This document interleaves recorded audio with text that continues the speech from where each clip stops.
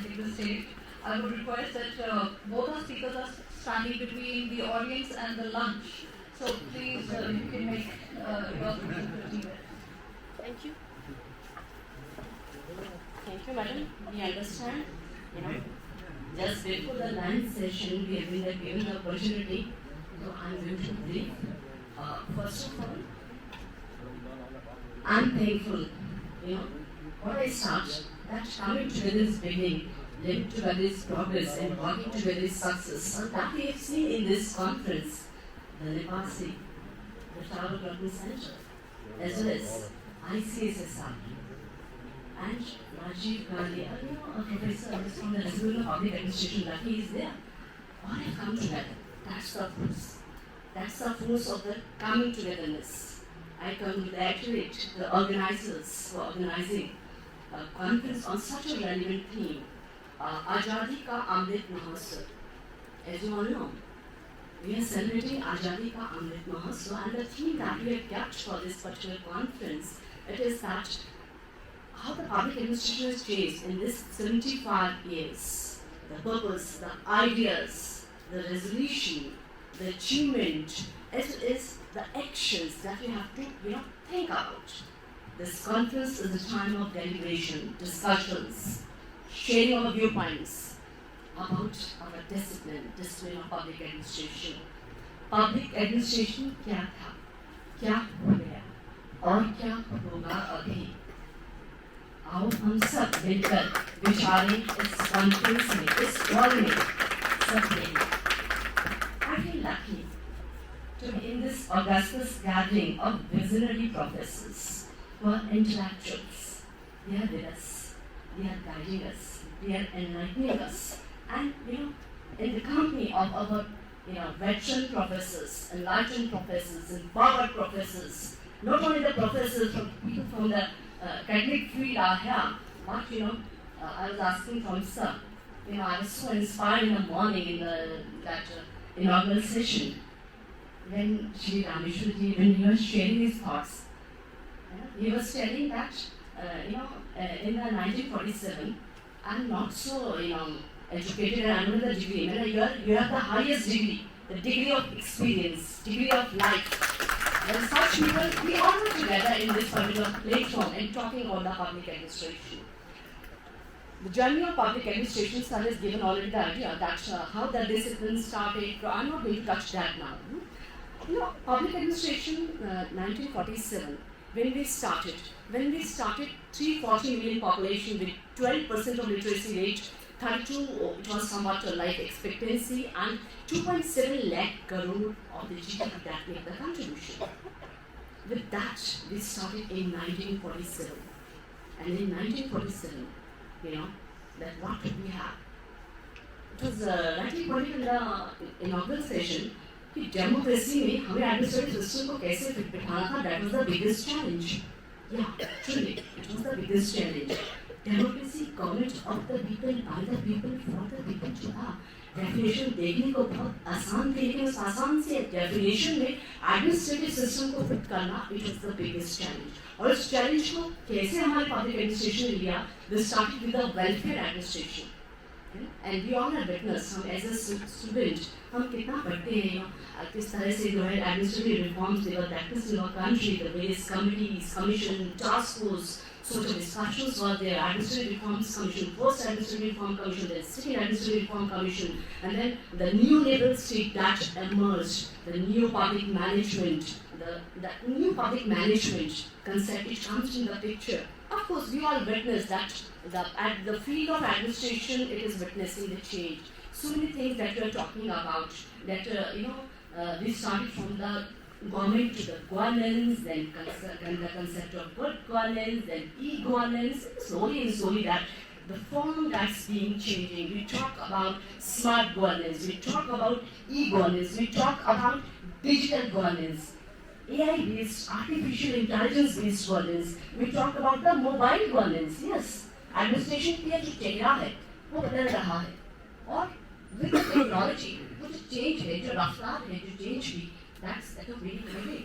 We can say that artificial intelligence. जब हमने देखा कि how the public administration artificial intelligence को use कर रहा है, that in the monitoring, in the inspection process, where the toilet construction was going over in the country, the use of artificial intelligence it was taken to just have a check how that how the system is functioning, what how we are doing the things. The administration is from बात करते थे statutes, rules, regulations, programs, policies.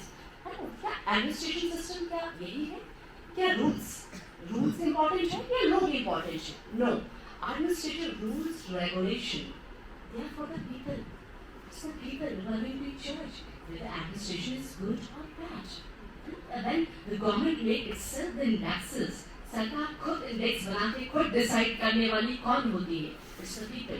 You and me, especially the people sitting at the last point. The administration or government should percolate down to the bottom. That's we as a public administration students, we all have to see and deliberate on those things. Of course, Sir also said that lateral entry. Yeah, it was a unity step. Lateral entry, that we want to have the experience of those from the professional areas, from the private sector and the government sector. How it is going to be. Of course, it's an innovative start, but whether it's proved useful or not, that is a thing that we have to look before.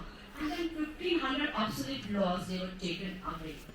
Presently, we have 839 central laws, and public grievance redressal system, it was made very effective, and so many people involving the processes, that when you talk about the administration, it has to be citizen-centric. And citizen-centric, various initiatives have been taken all over the states. When we talk, I'm from the Himachal Pradesh, I must talk about the JNVU. It is a platform where the people they come forward, they deliberate, they discuss, and say it was the Khula Darbar in the Haryana and Sangat Darshan in the Punjab. And in Rajasthan also, Prashashan Gaon ki or Prashashan Shahar ki or, it was an initiative that why not involve the citizens? Just ask from them what are the problems that you are facing. It's not the administration just sitting within the four walls and going to make the rules and saying that we are doing the good one. No, it's not like that.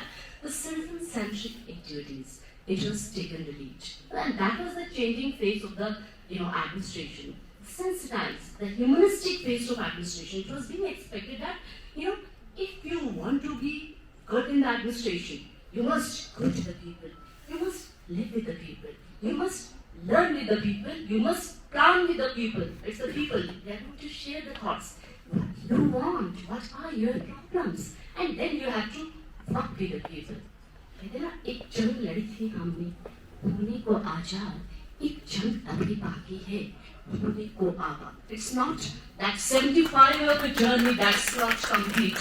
This 75 of journey, it is a churning process.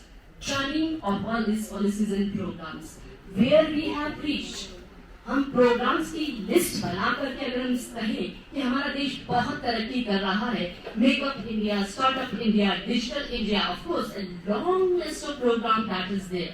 So much policies, so much programs we already have made. But let's introspect. It's आजादी का Amrit Mahotsav, it's a opportunity to have introspection. What we have achieved out of these policies, programs, and projects, where we stand. When we say multi-dimensional poverty index report 2022 was just released, and the highest number of the people, the multi-poverty index line, they were from India, 22.7 crore people below this line. But that is a big question mark upon our policies and programs. We say that administration or governance is good when there is no discrimination, when gender equality is there. But look where we stand in the global gender gap index.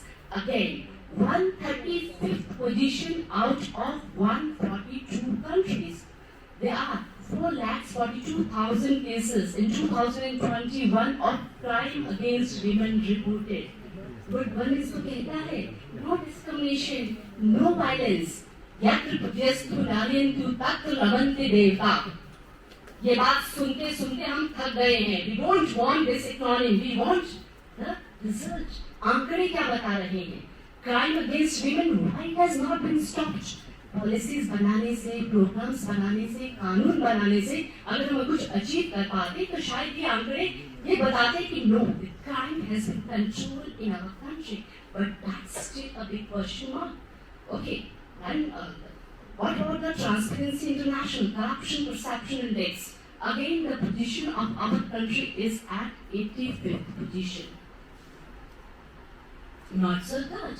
And we talk about that our public administration is concerned with the implementation of policies, programs, and where is the result? जब result ठीक नहीं आता इसका मतलब student जो है वो कुछ ना कुछ खामियां जरूर है. So that we have to look forward that how we can improve the subject of public administration. That is the biggest challenge. You can say the good governance index. Chandler Good Governance Index, the Singapore, this is Jim. He has just given a report in 2022. The position of our country is again at 52nd position, and that is out of 104 countries. How we are going to judge? To what extent we have been able to, remove the inequality in the society? To what extent we are delivering the public services? We are working up to the expectations of the citizens. I think these are the big question marks that our administration has to give answer. Administration in प्रश्नों का जवाब देना होगा. That in hunger index, गरीबी हटाओ, 1971 ये slogan दिया था 1971 से, लेकिन आज भी बिग क्वेश्चन मार्क. तो हम सिर्फ पॉलिसीज और प्रोग्राम की बात छोड़ के we are going to talk about the implementation. And being a student of public administration, what I feel in the administrative services, the Bhawan Committee report has also recommended public administration to be a compulsory subject. If there is a failure in the administration to implement the policies and programs, why not the public administration students? Public administration subject should be a compulsory subject for the qualifying the administrative services. Of course, we talk about the ethics and governance. Some people have been added. And asset completion, common aptitude tests, some reforms we have made, but public administration should be a compulsory subject. When we want to have change in the system, we have to think about this. And second one, what I say, that when we talk about the citizen-centric governance, the people, they should be empowered. They should be, they should have those skills, those capacity that they can question the government. Because it's the people who fix the accountability, responsibility, those who bring that transparency in the system. For that, I think that public administration should be taught at all schools level, at class 2 level, university level, in all colleges. Because in the neoliberal stage, role of, citizens, that's also very, very important. And the citizens to be sensitized, empowered, skilled, knowledgeable, it's important that they must be given this subject as a discipline in all classrooms as well as in the college and university level. I think this is the right platform. From this platform, if we raise the voice, there was a Manroop conference first, second, third, and this is the Manroop conference of India. Yes, this is the Jodhpur Manroop conference where the voice will be raised. Yes, this is the right time. What's the purpose of this association? When we have come together, we are raising the issue, raising the concern that no time has come. If you want to move ahead, if you want to come forward, the development, it's very important that public administration as a subject, it should be taught. And it has been rightly said. Why we are suffering? The main thing is, the system is suffering because of political interference also. Right person is not at the right place. The education administration that depends upon the Vice Chancellor. University system depends on the Vice Chancellor. If Vice Chancellor is appointed on the basis of the political affiliation, he has to listen to the political system. And if he has to listen to the political system, how he can bring the good governance? How he can be impartial? How he can be neutral? That is the basic question. Individually, we cannot raise this question, but through the platform, this is the platform. Collectively, these issues, they need to be raised. In the 100 QS ranking, there is not even a single university from India. Why it's not there? Why our universities are not, in the QS ranking. In the first 100 QS ranking, no single university is there. That's a big question mark. Again, in the education system, in the health system, 0.7 doctors per 1,000. That is in our country. WHO says, no, it should be 2.5 is to 1,000. In so many parameters, there are certain questions which need to be answered. And these cannot be answered just sitting in the four walls. These answers can be given by the deliberations and discussions. And I think the platform of conferences, they are the, such where we can raise the issue. It has been rightly said, कोई कैसे मिटा सकता है उस देश की आन को, भान को, शान को, जहाँ लाखों लोग खड़े हो जाते हैं बचाने उस देश की आन बान और शान को. Yes, the people who are going to stand, it's you and me by raising the voice. आवाज उठाना. कहते हैं ना, academicians के पास क्या होता है? Academician के पास एक thought होता है. हमारे पास बेशक पावर ना सही, अथॉरिटी ना सही, पोजीशन ना सही, लेकिन हमारे पास जो चीज होती है वो होता है थॉट प्रोसेस, हमारी वॉइस, हमारा ओपिनियन, नॉलेज पावर. जो हमारा थॉट है ना, थॉट एक वाइब्रेशंस पैदा करता है. और जो थॉट है ना, जितने भी देशों में बदलाव आए, रेवोल्यूशंस आए, वो कहाँ से आए? थॉट से आए, वाइब्रेशन से आए. और ये कहना कि कॉन्फ्रेंसेस से क्या होता है? कॉन्फ्रेंसेस से आइडियाज पैदा होते हैं, डेलिब्रेशंस होती हैं, डिस्कशंस होती है, और एक आवाज पैदा होती है. और वो आवाज जो देश को नई दिशा देती है, दशा देती है. और क्योंकि आपका लंच का टाइम है, कहना तो मैं बहुत कुछ चाहती थी, लेकिन मुझे लगता है कि नहीं, वो ज़्यादा कहना आपके लंच के बीच में और आना जो वो बेहतर नहीं होगा. I just want to conclude by saying, मत करो निराशा की बातें, जीवन अनुपम आशा है, अपने कर्तव्य पर दृढ़ रहो, यही जीवन की परिभाषा है. जो मौका दिया, मैं आप जैसे लेक्चर्स के बीच में आकर के अपनी दो शब्द कह सकी. और थैंक यू सो मच. एक तरह मैं दोबारा से सभी ऑर्गेनाइजर्स का धन्यवाद करती हूँ, जिन्होंने इतनी अच्छी थीम पर आज का जो कॉन्फ्रेंस जो है उसका थीम आयोजित किया और हमको मौका दिया कि हम सब यहाँ आकर के बात कर सकें, चर्चा कर सकें. थैंक यू बात sir. Thank you.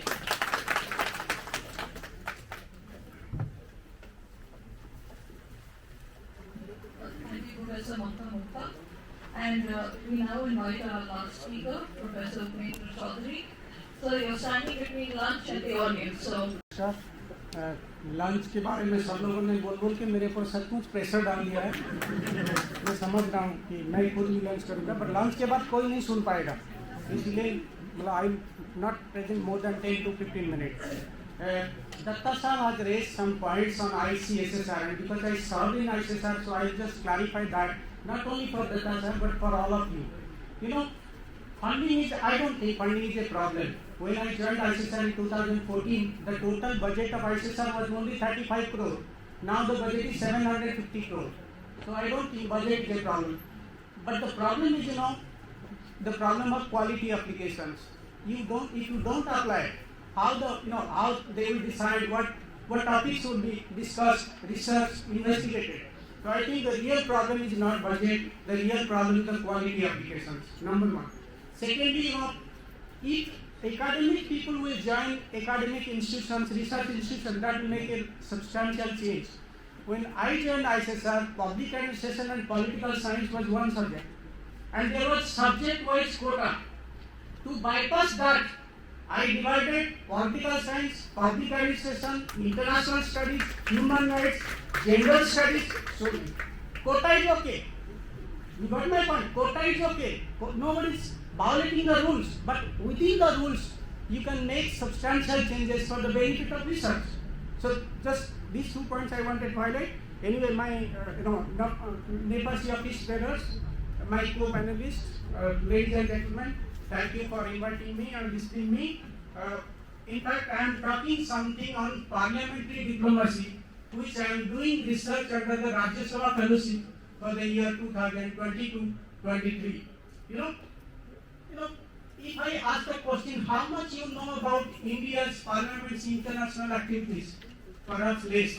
And when you search India's parliamentary diplomacy in Google, you also find less matter because there is no research on this.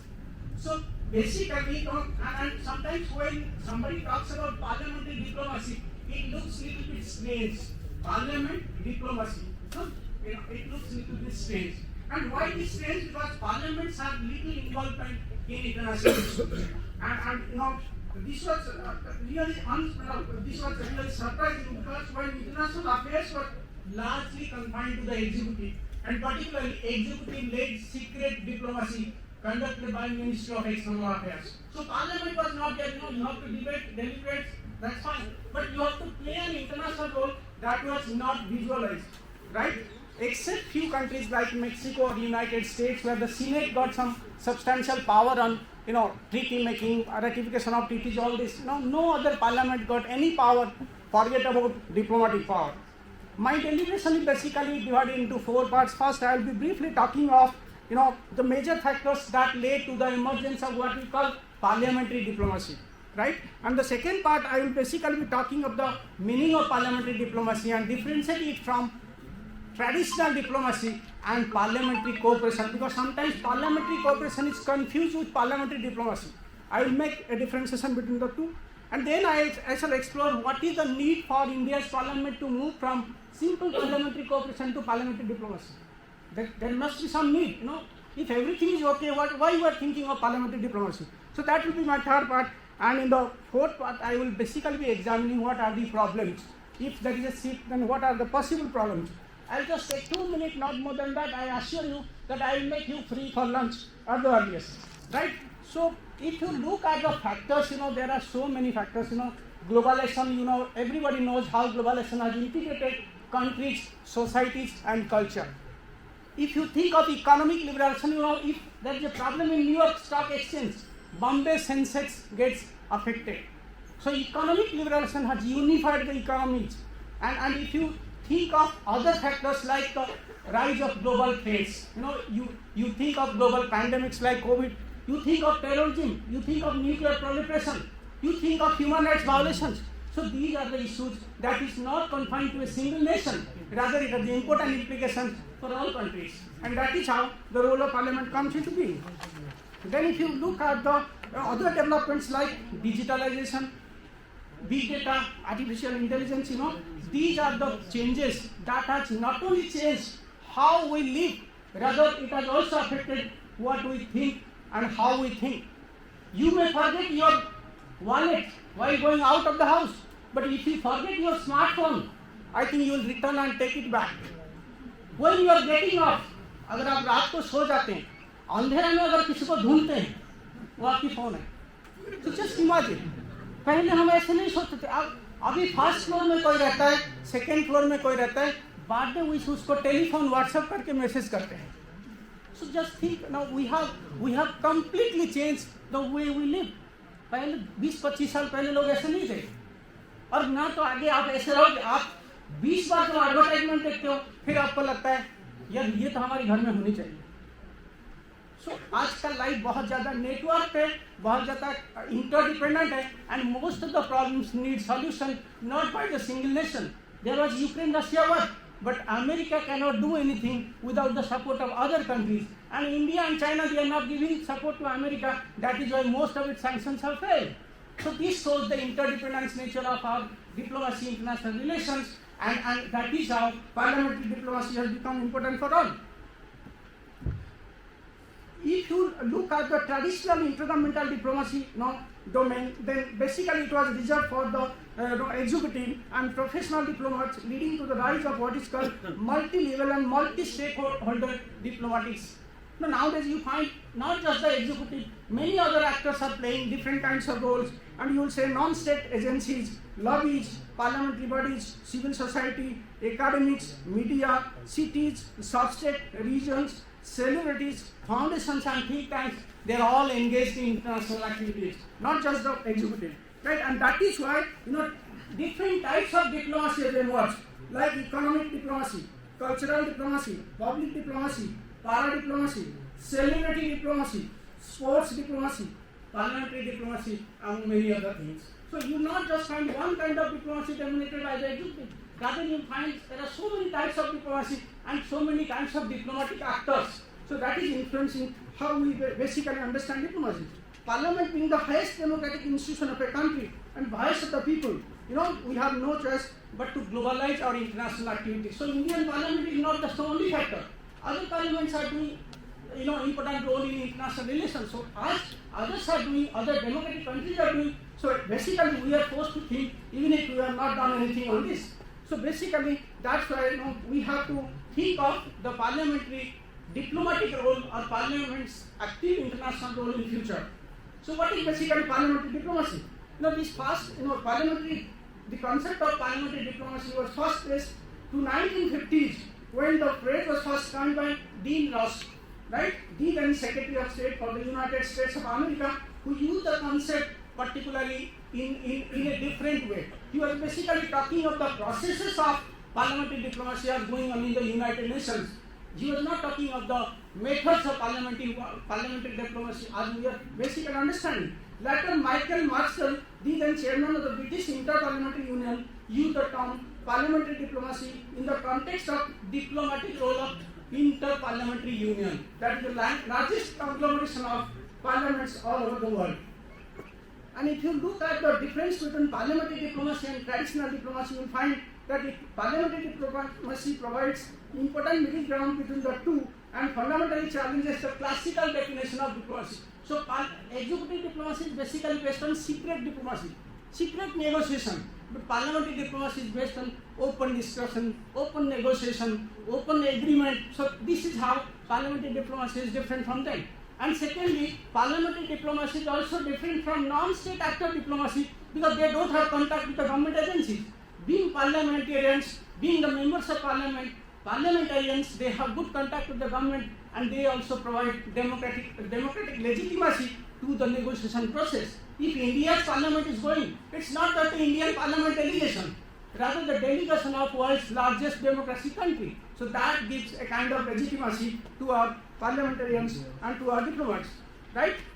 And how this is different from parliamentary cooperation, right? You might have seen Indian delegations are going to other countries, leading parliamentary delegations, but there is a difference between parliamentary diplomacy and simple parliamentary cooperation. The first is, parliamentary diplomacy is not between parliaments to parliaments or inter-parliamentary associations, but only includes interaction with executive actors and entities. So parliament diplomacy is not limited to parliament.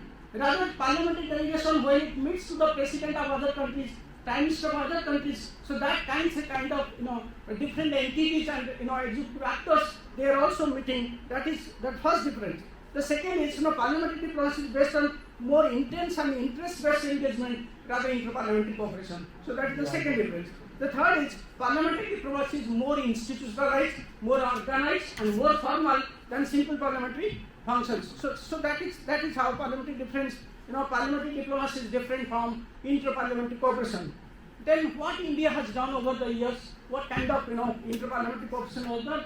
So I'll just take 2 minutes for this. India has been a regular member of Inter-Parliamentary Union, then Commonwealth Parliamentary Association, SARC, Forum for SARC speakers and parliamentarians, then BRIC Parliamentary Forum, ITSA Forum, so many forums. Our delegations have attended the meetings, what kind of benefit, concrete benefit they got for the country, that is a matter of debate. But I would suggest that most of the delegations, they have been able to discuss India's point of view in those conferences, particularly on common issues like development, climate change, terrorism, and they have put an Indian perspective on these issues, right? Then if that is the case, why there is a need to move from simple parliamentary cooperation to parliamentary diplomacy? That is, I think, is again needed.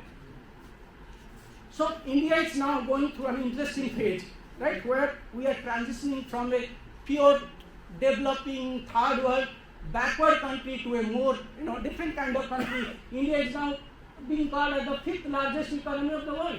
India is experiencing 6.5% of GDP. Others are going for economic recession. India is the 3rd largest economy of Asia after the China and Japan. Right? India has a diaspora of 35 million diaspora who are playing important role, political role, economic role. See all the big high-tech companies, almost they are led by Indians.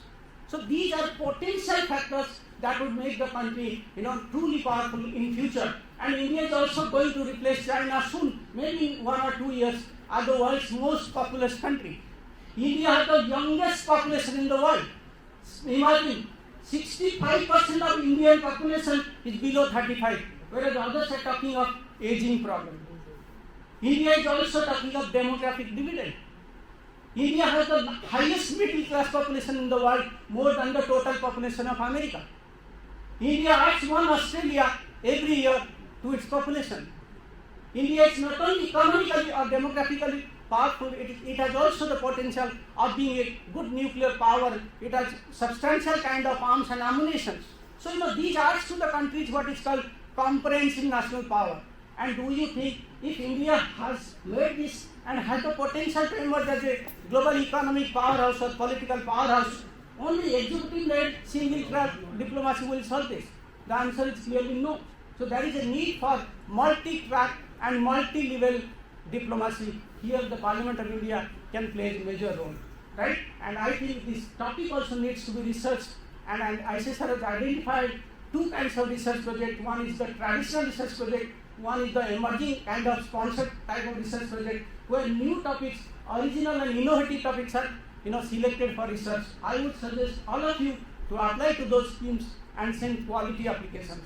Lastly, I would suggest Meena ji to publish the conference proceedings. If you discuss all your ideas, Madam was talking about discussing ideas. Ideas should be discussed, but they should also be made published. Then only others would come to those who have lost this, conference, Jodhpur conference. They will come to know what happened in Jodhpur. ICSSR has a very good plan to publish the conference proceedings. It gives, 2 types of help for publishing the conference proceedings. One is it has an empaneled list of all world-class publishing houses like Routledge, like Oxford. So you can think of publishing the conference proceedings through these world-class publishing houses. And secondly, it also gives financial assistance, that is called publication grant, for getting these works published. So I suppose on this 2 days conference, this will debate, discuss, deliberate on new ideas, and everybody will be benefited, including the discipline of public administration, which is not my area of concern. Thank you very much.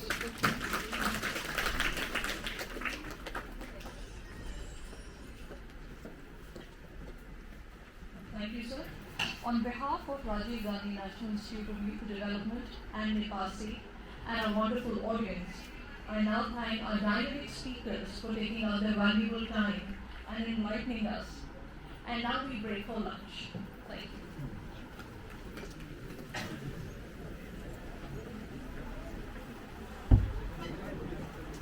Public management, theoretical frameworks for public administration which are thematically explanatory. Therefore, can be said that public administration advances the well-being of people. Thank you. Okay, thank you. And all the gentlemen together just to show their face. हम miss ना करें देखें then Rajkumar Shivaj, Mona Shivaj. All right, thank you. Then Dr. Vidya Saptawat. Dr. Arvind Kumar Yadav, Sushri Anuradha Upadhyay. Madam, ज़्यादा time मिलेगा. Madam Sujata, ज़्यादा time मिलेगा आपके लिए. Dr. Himanshu Yadav, Shaileja Anand Srivastava. मेरा paper का theme लोक सेवकों में नैतिक मूल्य। आज के मौजूदा परिवेश में जब हम लोक प्रशासन व्यवस्था को देखते हैं तो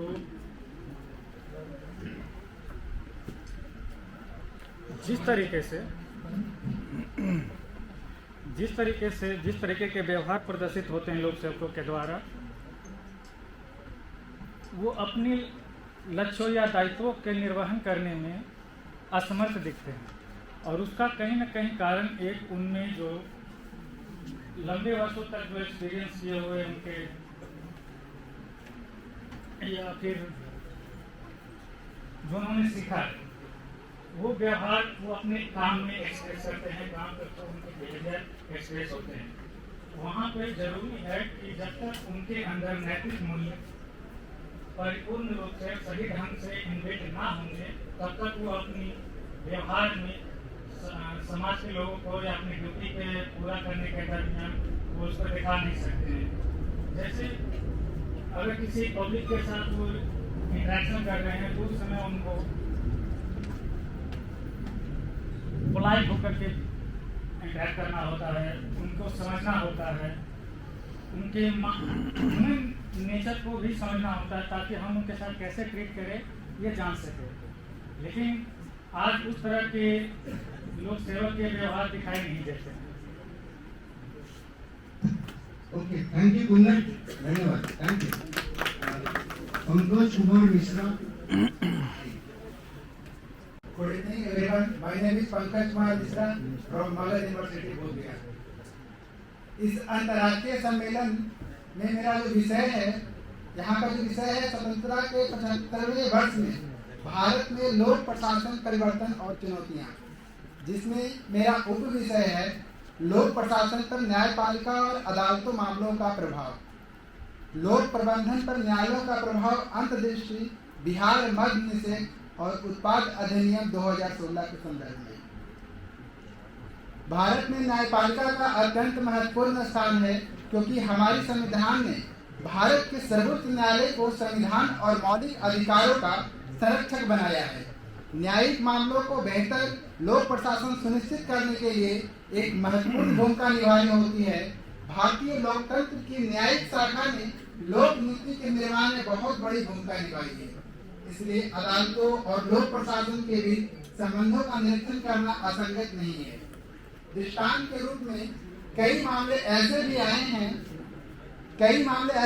जिनमें न्यायालयों ने अपने निर्णयों के माध्यम से कानून और नीति संबंधी आदेश जारी किए हैं, जिनके प्रभावों का आकलन बहुआयामी है। भारत में लोकतंत्र और उदारवादी मूल्यों का मजबूत करने में न्यायपालिका ने बेहद महत्वपूर्ण भूमिका अदा की है। संविधान का रखवाला, गरीबों के अधिकार एवं सरकार के जातियों के खिलाफ कमजोर समूहों का योग्य संरक्षण और करोड़ों नागरिक के लिए आखिरी उम्मीद वाला संस्थान है। कुछ अपवादों को छोड़कर पिछले 75 वर्षों में ज्यादातर समय भारतीय न्यायपालिका संविधान की रक्षा और कानून के शासन को बनाए रखने में सफल रही है। Okay Pankaj, thank you so much. कल हरियाणा में राजकीय विश्वविद्यालय और महाविद्यालय में लोक प्रशासन विषय का अध्ययन एक विश्लेषण। हरियाणा में लोक प्रशासन 4 राजकीय विश्वविद्यालय में अध्ययनरत है। महर्षि दयानंद विश्वविद्यालय भारत का एकमात्र ऐसा विश्वविद्यालय है जिसमें BA honours plus MA honours यानी 5 ईयर इंटीग्रेटेड कोर्स पाठ्यक्रम वर्ष 2011 में प्रारंभ किया गया था। पिछले 3 वर्षों का अध्ययन करने पर पाया कि इस विषय में 4% महाविद्यालयों में कटौती हुई है, क्योंकि 2019 में 42 महाविद्यालयों में यह विषय पढ़ाया जा रहा था और वर्तमान में यह घटकर 37 महाविद्यालयों में अध्ययनरत है। लोक प्रशासन किसी भी देश के नागरिकों के साथ प्रत्यक्ष व्यवहार करता है। इस प्रकार के संवेदनशील और आम जनता से जुड़े हुए विषय पर अध्ययन करना अत्यंत जरूरी है। हर आम आदमी को इस विषय के बारे में पर्याप्त जानकारी होनी चाहिए। इसके लिए इस विषय के प्रचार प्रसार और चुनौतियों के समाधान हेतु हमें आवश्यक कदम उठाने चाहिए ताकि इस विषय को विवाद रहित बनाते हम इस विषय के विकास में अहम योगदान दे सकें। बहुत धन्यवाद। प्रेम है लोक प्रशासन का इतिहास। एक व्यवस्थित अध्ययन के रूप में लोक प्रशासन का विकास अभी नया ही है। लोक प्रशासन के शैक्षिक अध्ययन का जो श्रेय है वो वुड्रो विल्सन को जाता है, जिन्होंने 1887 में प्रकाशित अपनी लेख द स्टडी ऑफ एडमिनिस्ट्रेशन में इस शास्त्र के वैज्ञानिक आधार को विकसित करने की आवश्यकता पर बल दिया। लोक प्रशासन का महत्व सिर्फ इसलिए ही नहीं है कि यह एक लोक कल्याणकारी राज्य की सफलता का मुख्य आधार है, बल्कि लोक प्रशासन का महत्व उसकी सर्वव्यापकता तथा शासकीय नीति के विभिन्न पहलुओं का विकास, उन पर अमल एवं उनका अध्ययन करना है।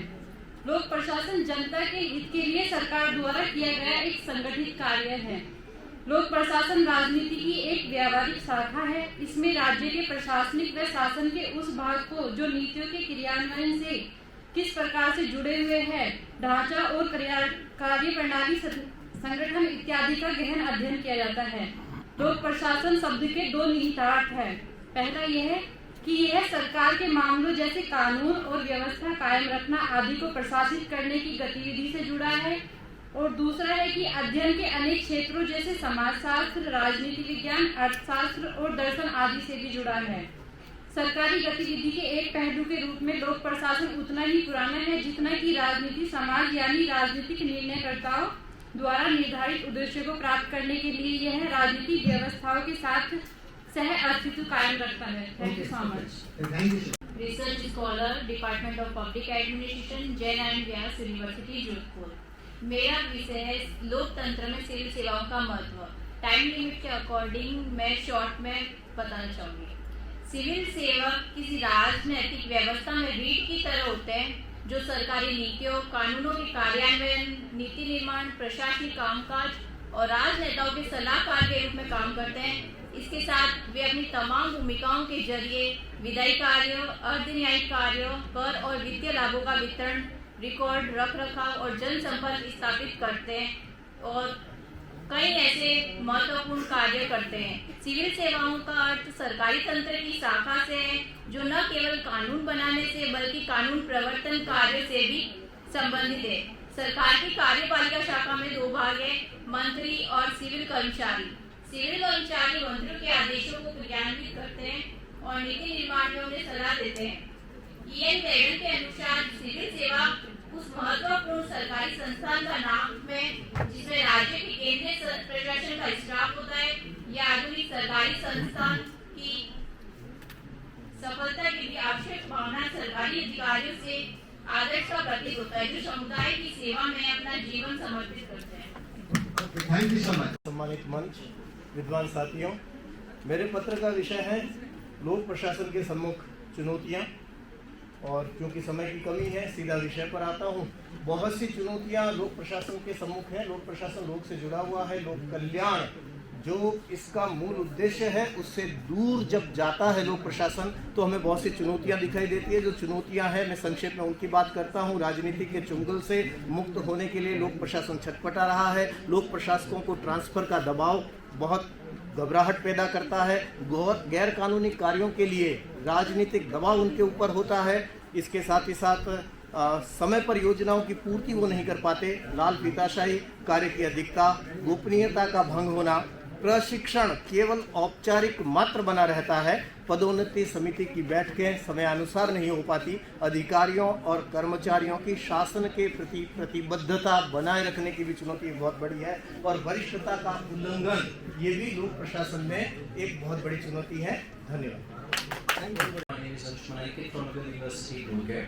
Well, my topic is I'm studying the administrative culture of Central Tibetan administration that is situated in Dharamshala. I think everyone knows that Central Tibetan administration is an administration that is working in exile, and that the most unique feature of that administration is that it has been in India for more than 60 years, and administrative culture is somewhat a very less research topic in public administration. So what makes the Central Tibetan administration quite unique in nature is from exile, it has to save its own identity, and at the same time, it has to continue its struggle to regain its land. In that context, what we see is the political administration structure that currently governs the Tibetan government in exile is the result of gradual interaction and the interrelationship with the surrounding circumstances. The reason being, the host nation India has already, from time to time, it has affected the very nature of the Tibetan administration. The reason being, if you have known about the historians of the dialogue, is being the dual role of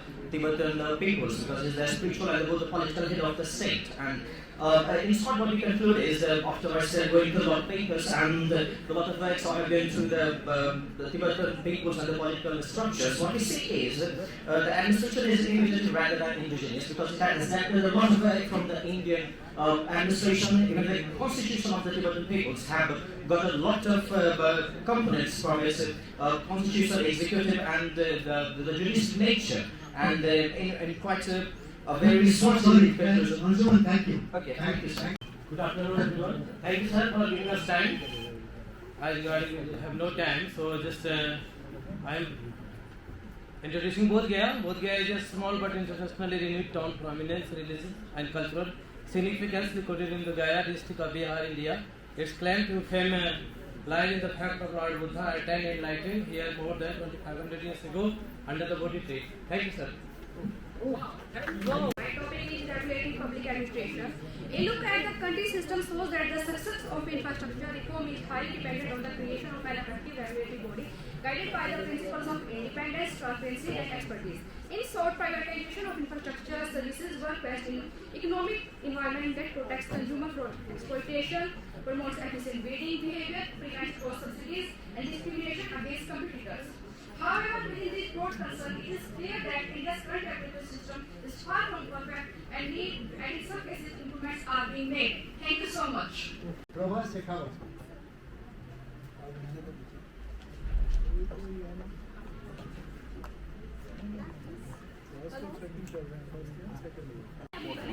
Myself, Dr. Prabhat Sekhawat, subject Public Administration Department from Dungar college.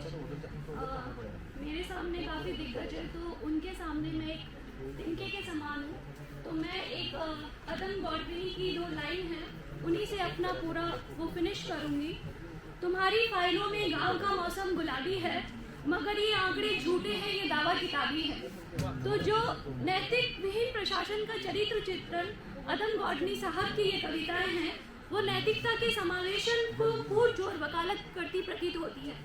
लोक प्रशासन में नैतिकता की जो स्थिति है वो अच्छी या बुरी, सामान्य रूप में अच्छी या बुरी स्थिति अतिरिक्त लोक प्रशासन में प्रशासन की स्थिति का अनुमान नैतिक मूल्य की तीव्रता पर और उनके पालन के आग्रह से लगाया जाता है. लोक प्रशासन के अनेक कारण निर्भर होते हैं जैसे सामाजिक, आर्थिक, सांस्कृतिक और इन्हीं सभी कारणों पे वो डिपेंड करता है. तो मैं अपने इस पेपर को यही विराम देती हूँ. Thank you so much. मैं doctor Khairaj Meena, assistant professor political science, government girls college Sikandra. मेरा आज का टॉपिक है नागरिक अधिकार पत्र एवं लोक सेवा प्रदायगी राजस्थान के संदर्भ में. नागरिक अधिकार पत्र की अवधारणा सर्वप्रथम 1991 में ब्रिटेन में जॉन मेजर की सरकार के समय आई. बाद में इसको 1998 में लेबर पार्टी की सरकार द्वारा भी जारी रखा गया और इसी दौरान 1996-97 में भारत में नागरिक अधिकार पत्र की अवधारणा अपनाई गई.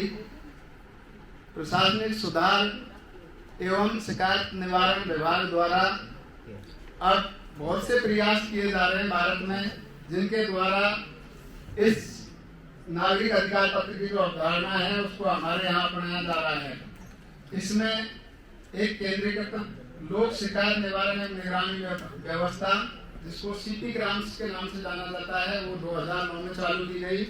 नागरिक अधिकार पत्र की वेबसाइट www.geocharters.nic.in 2002 में प्रारंभ की गई. 2005-06 में सेवोत्तम मॉडल प्रारंभ किया गया. इसी तरह राजस्थान में कई प्रयास किए गए हैं नागरिक अधिकार पत्र के संदर्भ में जिसमें 2011 में राजस्थान लोक सेवाओं के प्रदान की गारंटी अधिनियम, 2012 में राजस्थान सुनवाई का अधिकार अधिनियम, अभी हाल ही में public service delivery monitoring framework बनाया गया है जिसमें 17 विभागों के लिए 100 सूचक बनाए गए हैं और उनके आधार पर विभागों की मॉनिटरिंग की जाएगी और उन्हें प्रोत्साहन एवं दंड दिया जाएगा. It gives me great pleasure to interact with you. And do we have time for questions? Can they ask questions? No. It depends. I was told to complete, but it's all right if time permits. So, after IIPA, I served IIPA for 34 years. After my retirement, I got a senior fellowship from ICSSR, and the topic of my project was status of academic public administration in India. This took me around all the places, I went to Mizoram also and many other places, Kakatiya, Osmania, Punjab, and to interact with the faculty and all, because public administration is in a very sorry state of affairs. This is especially after the UGC guidelines said that political science and public administration are interchangeable. So even IAPA, all my years in IAPA, we always had political scientists as professors of public administration. The title used to be Professor of Political Science and Public Administration. It was never the other way around. Professor of Public Administration and Political Science. It was not there at all.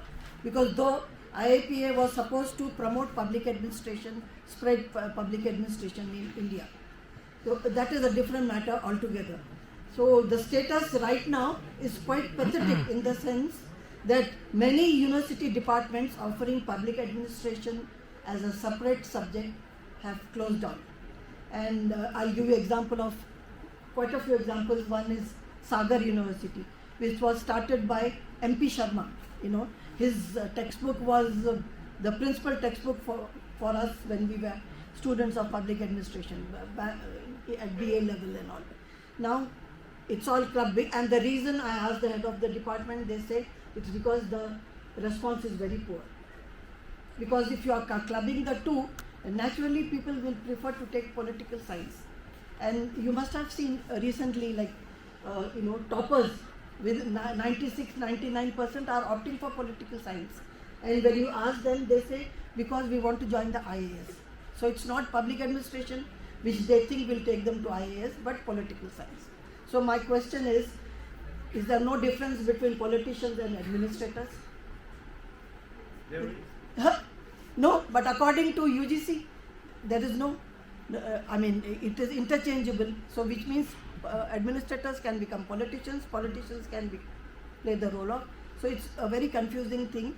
And it all started with the American effort in promoting public